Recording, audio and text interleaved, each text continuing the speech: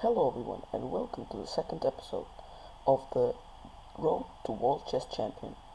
In this episode we are going to be taking a look at the second round of the Aeroflot Open, a tournament which I played in Moscow, Russia. Now in the second round I was facing Maxim Alpin with the rating of 2305, and I was playing with the white pieces, so let's take a look at the game. I started with e4, he goes e6, d4, d5, knight c3, knight f6, all pretty standard here. E5, knight d7, f4, c5, knight f3, knight c6, bishop e3, a6, and here decided to go for this pretty interesting line, knight e2. Now it's not the most common line, but it has some interesting purposes and ideas behind it. The most popular line here is queen to d2 with a pretty complicated position. I decided though to play knight e2, and when we play knight e2, white has actually a pretty simple plan right here. So basically we want to go pawn to c3, then we want to push pawn to g3, maybe put the bishop on g2, or maybe even push h4, h5, maybe put the bishop on h3, and whenever black tries to attack the b2 pawn with the queen, with queen to b6, we just go queen to d2, defending the pawn. And because we have more space than black in this position, we have like all of the space, and black doesn't have that much. I feel like it's a lot easier to play this position with the white pieces, so that's why I decided to go for this knight e2 variation. And here he plays b5. It's not a bad move, but the main line is queen b6, where we play queen c1, bishop b7. The game continues with c3, castles. We can play h4 here with a pretty complicated position. But in the game he played b5. I respond with pawn to c3, protecting the pawn on d4, kind of building this, you can see this pawn chain with the pawns on the dark squares. He goes b4, trying to undermine this pawn chain, which is a pretty thematic kind of strategy to undermine the pawn chain of your opponent. I go h4 here. It's a pretty interesting move because, like, it feels like when the opponent goes pawn to b4, it feels like you want to go and play something like queen to d2 or rook to c1, supporting the pawn chain, but I decided to just try to attack him on the flank with pawn to h4. Now he goes b takes c3, I take back, and here he makes a mistake with knight to b6. Now the position is already a lot better for white. He should have gone rook to b8, and here white goes f5 with a very complicated game. It's round equal. Our plan is to go knight to f4. We are basically sacrificing the pawn on f5 for us to make an outpost for the knight on f4. But he went knight to b6. Now I play one of the best moves, which is knight to d2. Now I could have played knight to g3, which is also okay, but I decided to go knight d2. Now he plays knight a5, continuing his idea to go knight to c4. I take on c5 because I thought it's just a free pawn, why not take it? He goes knight c4, we trade, he takes, I go bishop to d4, and he goes queen c7, attacking the pawn.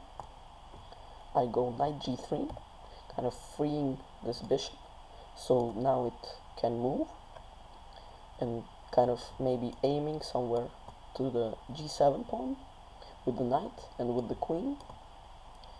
He takes on c5, I take on c4, we trade, take, and here we end up in a position where white has a knight for a bishop, and white has a lot of weak light squares on the h1a diagonal, but black also has a lot of weaknesses. For example, the square on d6 is very weak. If I could put my knight there, the knight would be outstanding, and also maybe in the future if I can go h5, h6, the king would be very weak because the dark squares. So I go knight to e4, kind of aiming on these squares. He decides to castle here. I place my knight on d6. He goes bishop to b7. I castle. He goes bishop to d5, kind of stabilizing the pawn structure.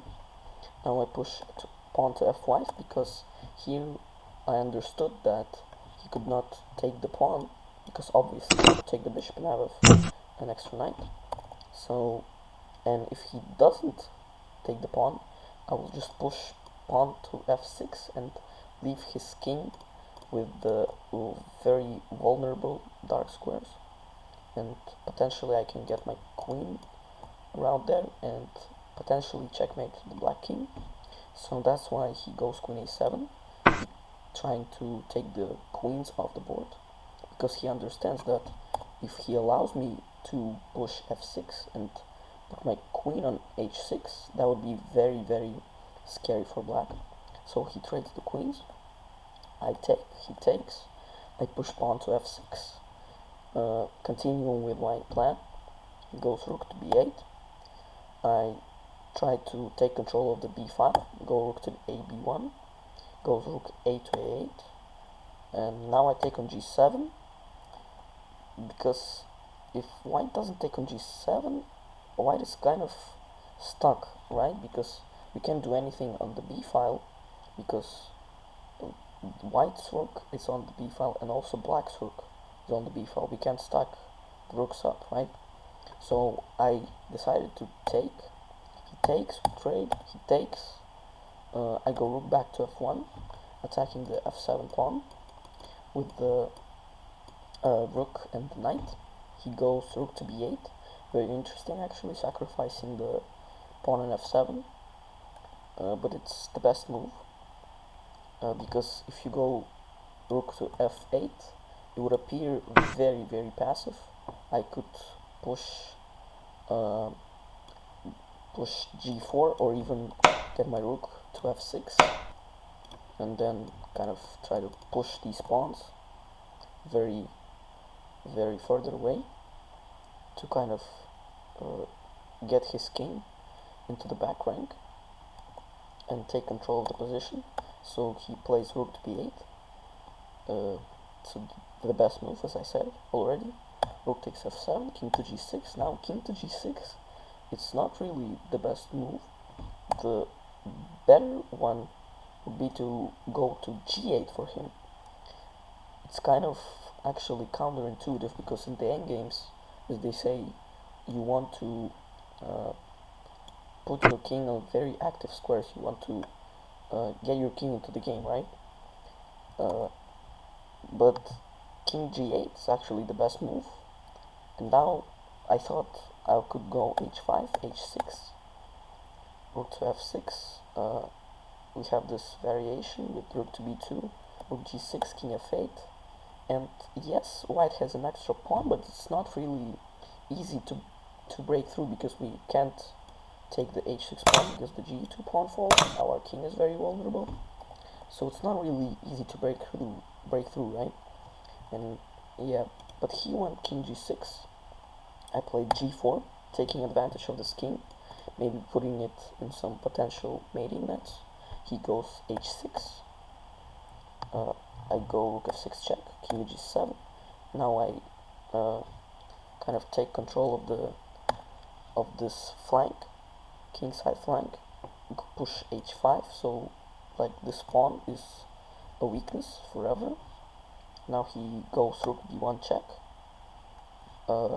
which is also not the best move. The more fighting one would be rook b2 for him. Now if I go rook g6 check, he can go king f8, and now I can't take again because rook g2, and he just takes the pawn on g4. So yeah, but he went to rook b1. I go king f2. He goes rook c1, trying to create some counterplay here with the c pawn. I go knight e8 check, and here he makes the final blunder of the game. Goes king h7. Better for him would have been king g8, and maybe trying to get something going here with the c pawn and with the rook f3 check. But again, it's not really easy for black to create something out of thin air, because like we have the two pawns and white is almost easily winning here. He plays king h7, which is losing a lot faster, simply blundering rook to g6. Now I feel like this game was pretty clean for me, except a couple mistakes in the opening, but overall I'm happy with this game, this result.